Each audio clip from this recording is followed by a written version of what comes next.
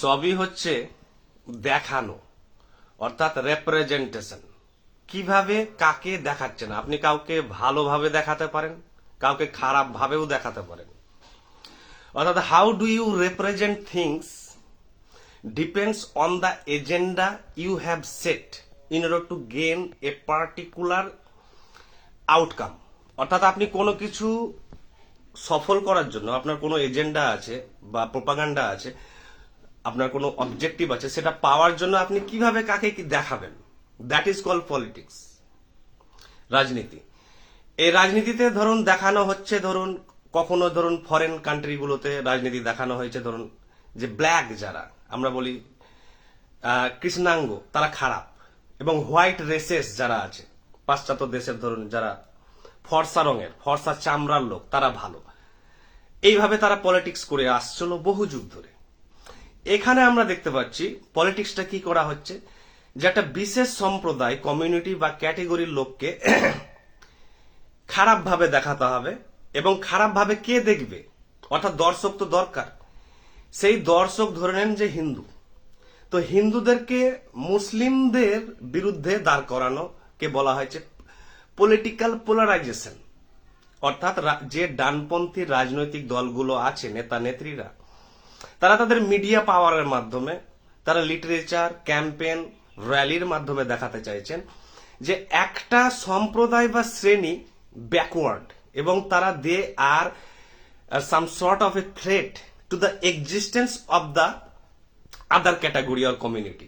এটাই হচ্ছে খেলা, পলিটিক্যাল ন্যারেটিভ, যে ডানপন্থী রাজনৈতিক দলগুলো দেখাতে চাইছে যে মুসলিমরা খারাপ, তারা এদিক দিয়ে খারাপ, সেদিক দিয়ে খারাপ, তারা গোঁড়া হয়, তারা ব্যাকওয়ার্ড হয়, তারা এই হয়, তারা বহিরাগত, তারা অমুক, তারা এই। তো আমি দেখাবো, তো আমার দর্শক লাগবে, তো দর্শক হচ্ছে হিন্দু, তাই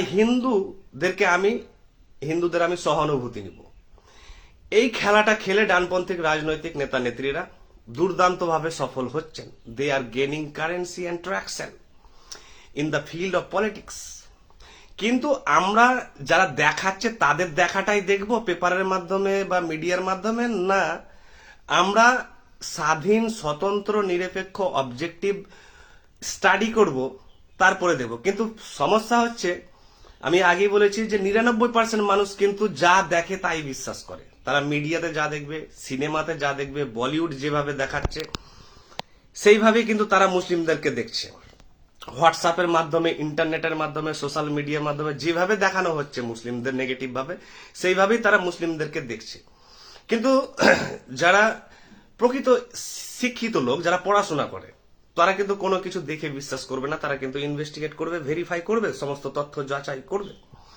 তো তাই তারা দেখাচ্ছে যে মুসলিমরা এক প্রকার বহিরাগত, they are foreigners, they are outsiders, they are strange and they are others.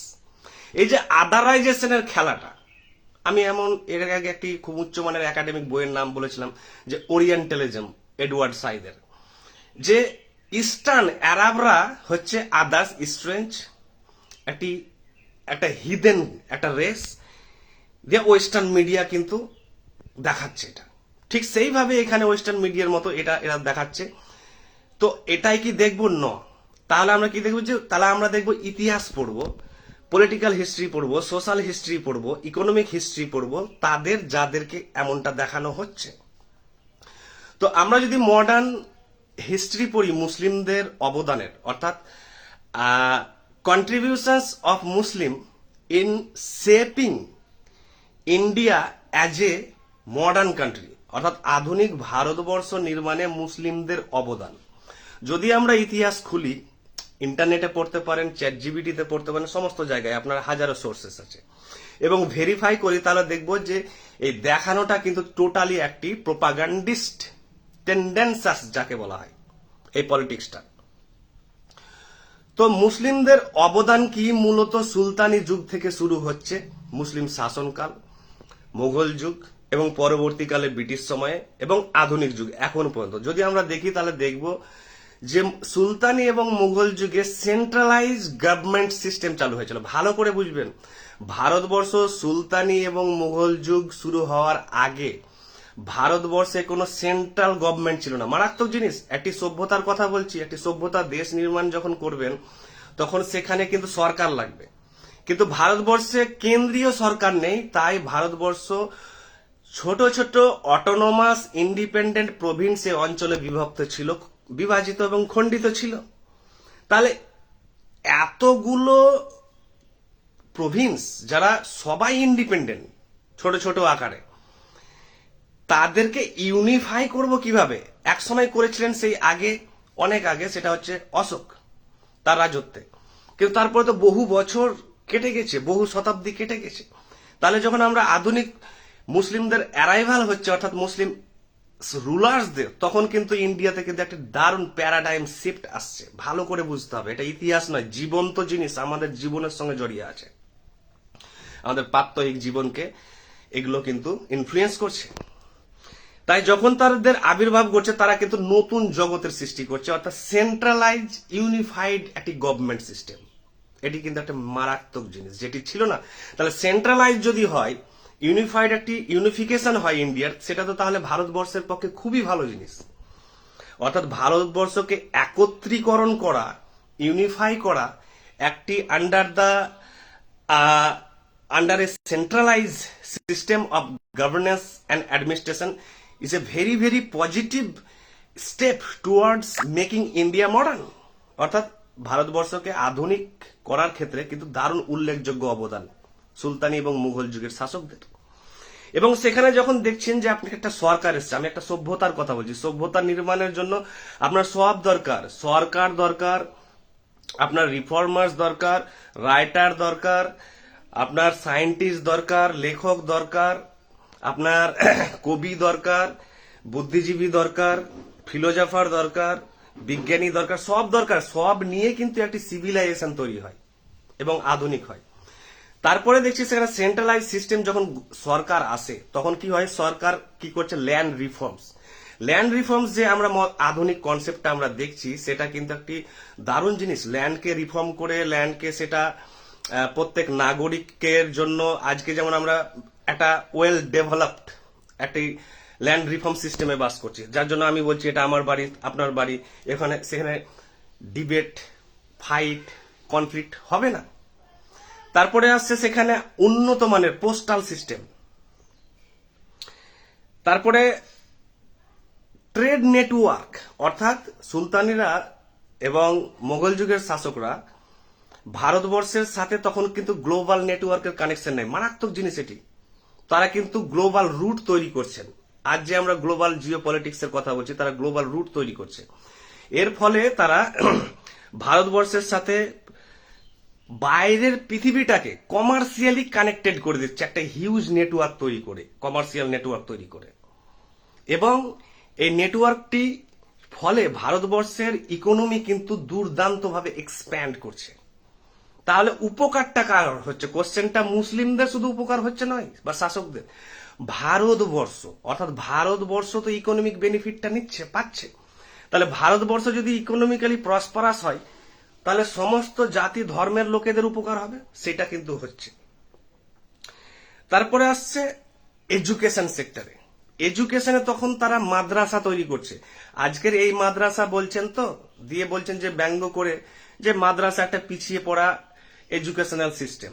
কার তুলনায়? যেহেতু আপনার কাছে হাই ফাই কলেজ এবং ইউনিভার্সিটি আছে, কিন্তু তখন তো কলেজ ইউনিভার্সিটির ধারণা নেই। তাহলে মাদ্রাসা একটি এডুকেশন সিস্টেম হিসেবে শুরু হচ্ছে, যেখানে শিক্ষা ব্যবস্থাই নেই, সেখানে একটি কিন্তু উল্লেখযোগ্য ল্যান্ডমার্ক একটি স্টেপ। এবং রিফরমেশন, এবং কেউ বলবেন যে না, মাদ্রাসা তো মুসলিমদের জিনিস, তো মুসলিমদের উপকার হবে। আপনি ভাবতো যে ভারতবর্ষ অসংখ্য অটোনমাস প্রভিন্সে বিভক্ত, যেখানে হিন্দুরা হিন্দুদের জন্য খাটছেন, মুসলিমরা মুসলিমদের জন্য, শিখ, পার্সিয়ান, জৈন বা জুরাসরা নিজের নিজের কমিউনিটির জন্য তো খাবেন, কারণ ইউনিফাইড সিস্টেম নেই যে কেউ সেকুলার ডেমোক্রেসি করবে ভারতবর্ষের যে আধুনিক গণতন্ত্রের মতো।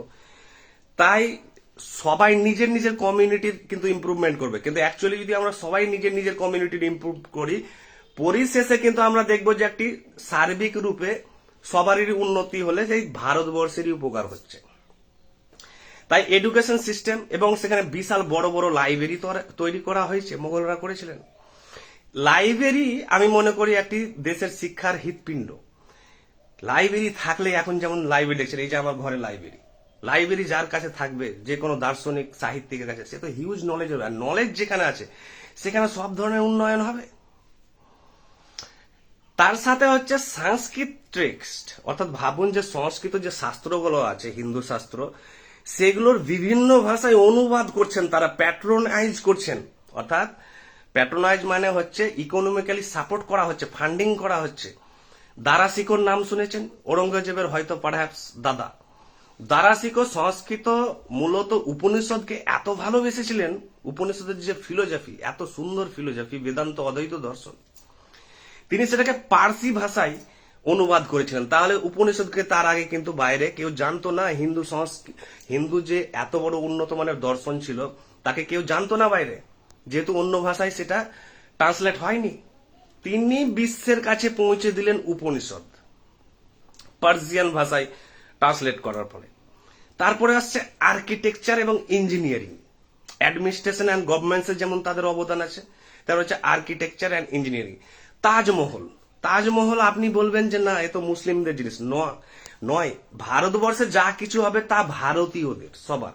তাজমহল একটি ওয়ান অফ দ্য 7 ওয়ান্ডার্স, সপ্তম আশ্চর্য।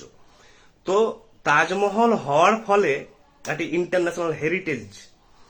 ভারতের কিন্তু আইডেন্টিটি বাইরে গ্লোবাল বেড়ে গেল, রিচ। ভারতবর্ষকে বাইরে অনেকে তাজমহলের জন্য জানে, অর্থাৎ a symbol of love and romance.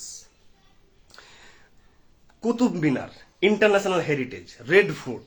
তাহলে এগুলো যে আছে নিদর্শন, অর্থাৎ ইসলামিক আর্কিটেকচার এবং ইঞ্জিনিয়ারিং, অ্যাকচুয়ালি তো ভারতের জিনিস। মুসলিমদের কোথা থেকে হলো? ভারতে যা কিছু হবে, লেনদেন, অর্থনৈতিক হোক, পলিটিক্যাল হোক, এডুকেশন, তা তো ভারতীয়দের। ভারতীয় মানে তো সবাই, হিন্দু, মুসলিম, খ্রিস্টান, শিখ, জৈন, বুদ্ধিস্ট, আস্তিক, নাস্তিক, বামপন্থী, ডানপন্থী, সবারই বেনিফিট, সবারই লাভ। তাহলে তারপরে আসছে ধরুন মেডিসিনে, টেকনোলজিতে, সায়েন্সে। তারপরে আসছে কবিরা, বড় বড় সুফি কবি ছিল সেই সময়, যারা গাজল তৈরি করেছিলেন মিউজিকে, আবার কাওয়ালি, আবার সুন্দর সুন্দর ক্লাসিক্যাল আর্টস এর জন্ম দিয়েছিলেন।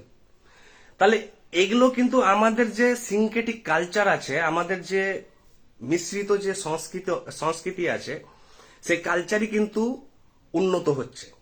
নতুন নতুন ট্রেন্ড, ক্লাসিক্যাল ট্রেন্ড আসছে। তারপরে ধরুন ফ্রিডম স্ট্রাগল, ভারতীয় স্বাধীনতা আন্দোলনে মৌলানা আবুল কালাম আজাদ খান, আব্দুল গফুর খান নিজে গান্ধীবাদী ছিলেন, নন ভায়োলেন্ট লোক। আশফাক উল্লাহ আছেন খান, আশফাক উল্লাহ খান, তিনি শহীদ হয়ে গেছিলেন। তাহলে আধুনিক ভারতবর্ষ স্বাধীনতা সংগ্রামে এবং এই যুগে দেখছেন ফিল্ম, তারপরে স্পোর্টস থেকে শুরু করে লিটারেচার, এডুকেশন, ইনফ্রাস্ট্রাকচার, সমস্ত কিছুতে তাদের অবদান। তাহলে তারা কোথায় ব্যাকওয়ার্ড হলো? তারা তো হিউজলি, ভাস্টলি, ইমেন্সলি কন্ট্রিবিউট করেছে ভারতবর্ষকে আধুনিক করার জন্য সার্বিকভাবে। তাই আপনি কিভাবে মিডিয়াকে দেখাবেন? মিডিয়া তো এগুলো দেখাচ্ছে না। অর্থাৎ কোন মিডিয়া, অর্থাৎ যেসব চাটুকার মিডিয়ারা আছে, যেসব ডানপন্থী মিডিয়াগুলো আছে, এগুলো আপনাকে কোনোদিন দেখাবে না। টিভিতে ডিবেট কিছু দেখাবে না, লিটারেচার এগুলো প্রচার করবে না মুসলিমদের। তাই বলছে যে মুসলিমরা গোঁড়া হয়, অশিক্ষিত হয়, উগ্র হয়। আচ্ছা আপনি বলুন তো, অশিক্ষিত গোঁড়া কোন কমিউনিটি বা ক্যাটাগরির লোকেরা নেই? হিন্দু কমিউনিটি বা অন্য কমিউনিটিতে অশিক্ষিত লোক নেই? হাজারো লাখ আছে। আপনি নিয়ে আসুন তো যে কোনো হিন্দু মুসলিম, আমার কাছে একই কেন মনে হয়? অজ্ঞতার দিক দিয়ে। না এরা উচ্চমানের সাহিত্য জানে, আধুনিক শিক্ষা জানে, না ফিলোজফি জানে, না সায়েন্স জানে, না ইন্টেলেকচুয়াল কিছু ব্যাপার জানে, না সাইকোলজি জানে। তো এই দিক দিয়ে পিছিয়ে তো সবাই। তো আপনি কিভাবে রিপ্রেজেন্ট করছেন মুসলিমকে এই দেশে, সেটা নির্ভর করবে আপনার উদ্দেশ্য কেমন। আমার উদ্দেশ্য হচ্ছে একজন ভারতীয় নাগরিক হিসাবে, যেখানে সমস্ত হিন্দু, মুসলিম, খ্রিস্টান, বৌদ্ধ, জৈন থেকে শুরু করে আস্তিক, নাস্তিক, ডানপন্থী, বামপন্থী, সবাই আমার কাছে সমান গুরুত্বপূর্ণ। এবং এটি আমার ভারতবর্ষ, একটি আমার একান্নবর্তী পরিবার, এবং সবাই এই একান্নবর্তী পরিবারের গুরুত্বপূর্ণ সদস্য। তাই আলোচনা হোক কন্ট্রিবিউশনস নিয়ে, পজিটিভ জগৎ নিয়ে, নেগেটিভ জগৎ নিয়ে নয়। নেগেটিভ জগৎ যদি দেখেন তাহলে সব ক্যাটেগরি কমিউনিটিতেই হাজারো নেগেটিভ জিনিস আছে। তাই আমরা এর পরের ভিডিওতে যাব মুসলিমদের আরো কিছু পজিটিভ কন্ট্রিবিউশনস জগৎ আছে যেগুলো হিস্টোরিক্যালি রেকর্ডেড। আমি যেগুলো বললাম সেগুলো মেজর জিনিস বললাম, যেগুলো ইতিহাসে, ভারতীয় ইতিহাসে স্থান পেয়েছে। এমন আরো হাজার মিডিয়েটর এবং মাইনর কন্ট্রিবিউশনস আছে মুসলিমদের, যেগুলো আমরা